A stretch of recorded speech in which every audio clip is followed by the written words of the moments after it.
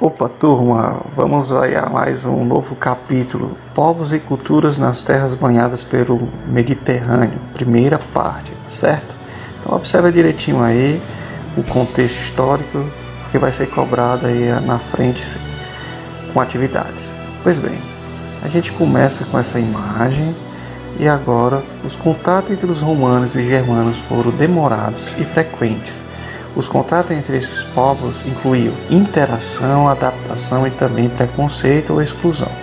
Um exemplo de interação foi o caso de Etilicon, um germano que chegou ao posto de general no exército romano. Além disso, a filha de Estilicon casou-se com o imperador romano Honório. Mas a relação entre germanos e romanos também foi marcada por preconceito ou exclusão. Os romanos chamavam os germanos de bárbaros porque falavam uma língua diferente da sua e desconheciam seus modos e costumes. Isso ocorreu porque os romanos se consideravam civilizados e por oposição viam os germanos como selvagens, incultos, seres inferiores a eles. Pois bem, tudo começa aí no caso amoroso, por volta aí questão romana do Orono, né? No século IV ainda. Então chegamos à desagregação do Império Romano. De que forma?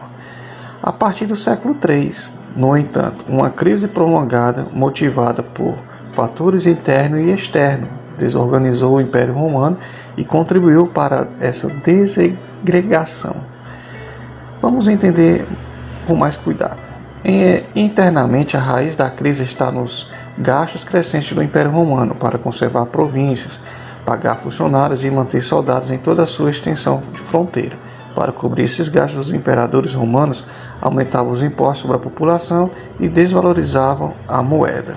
Vamos entender o que era esse circuito da moeda, do valor do dinheiro. Como na época não havia dinheiro em papel, diminuía-se a quantidade de metal, ouro ou prata, em cada moeda. Assim, o governo romano economizava metal, mas o dinheiro de cada pessoa passava a valer menos.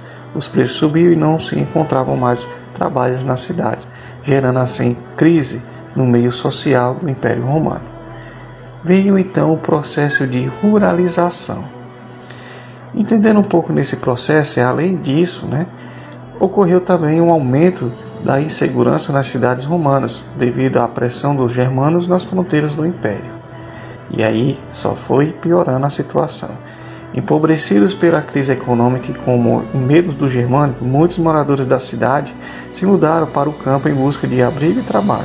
As cidades se esvaziaram e a Europa viu um processo de ruralização.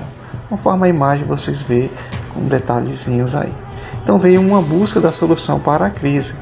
E essa busca ela se deu através de quê? Vamos entender, a crise econômica enfraqueceu o governo do imperador, que por vezes ficava sem pagar seus soldados ou atrasava seus salários. Aproveitando-se dessa situação, generais ambiciosos nascidos nas províncias romanas marchavam sobre Roma com seus soldados e tomavam o poder à força. Isso não agradou, porque alguns imperadores, no entanto, buscaram soluções para a crise. Um deles, de nome Diocleciano, criou em 285 a Tretarquia, o modelo de governo de 4 imperadores, cada um responsável por uma grande parte da grande região do Império Romano.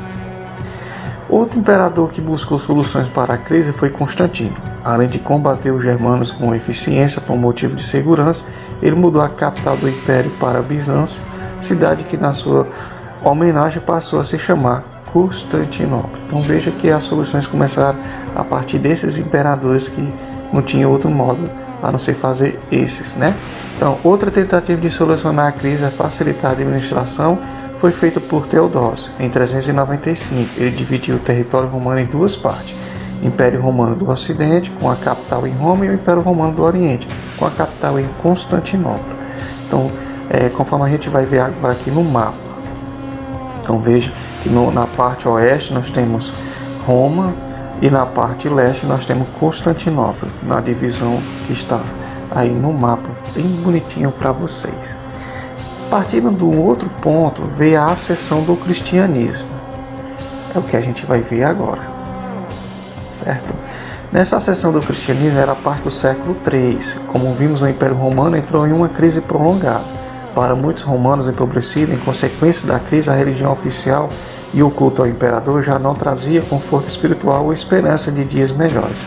Então passaram a buscar remédio para suas aflições em outra religião. Foi justamente nessa época que o cristianismo se expandiu e se consolidou.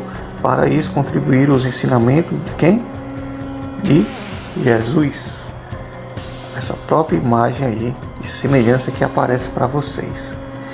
Dentro dessa questão do cristianismo, segundo o Novo Testamento, Jesus, filho de Maria e José, nasceu em Belém, um lugarejo próximo a Jerusalém, na Judéia, que na época era uma província do Império Romano, sob o governo de Otávio Augusto. Aos 30 anos, dizendo ser o Messias esperado, Jesus começou a percorrer as aldeias e cidades da Judéia, pregando o amor ao próximo, a humildade e a igualdade entre as pessoas, e prometendo ao justo o paraíso eterno. Um outro fator do cristianismo também que foi forte influência, com a promessa de um mundo melhor, animado pelas pregações dos apóstolos, exemplo de Paulo, e por obras de caridade, o cristianismo começou a se expandir entre diferentes grupos sociais e povos, como os gregos, os romanos, os samaritanos, entre outros, e regiões ao redor de todo o mar Mediterrâneo, certo? Mas teve um fator negativo para que o cristianismo começasse também a se desenvolver, que foi as perseguições aos cristãos. Essas perseguições foram bastante cruéis. Vamos ver aqui. Conforme o cristianismo se expandia, as autoridades romanas passaram a persegui-lo. A perseguição aos cristãos aconteceu por mais de 2 séculos. Incluiu execuções públicas, crucificação, exposição às feras famintas para serem devoradas e destruição de suas igrejas, seus templos religiosos, do qual eles já começavam a fazer as suas pregações. Apesar de perseguido pelo governo romano, o cristianismo, com sua crença na vida pós-morte, continuou atraindo pobres, remediados, seguidores por todo o Império Romano. O que é que os imperadores fizeram para que atraísse ainda mais a confiança? Inicialmente, os imperadores alamados intensificaram as perseguições aos cristãos. Posteriormente, perceberam que era melhor aliar-se a eles a fim de conservar seu poder. E em 303 d.C., o imperador Constantino concedeu liberdade de culto aos cristãos por meio do Edito de Milão e, antes de morrer, resolveu batizar-se. Assim, estava fazendo uma proteção ainda mais à nova religião que estava ali aparecendo no Império Romano. A consagração do cristianismo deu-se no governo de Teodósio, que em 380 transformou o cristianismo em uma religião oficial do Império Romano. Isso aí partimos do século IV.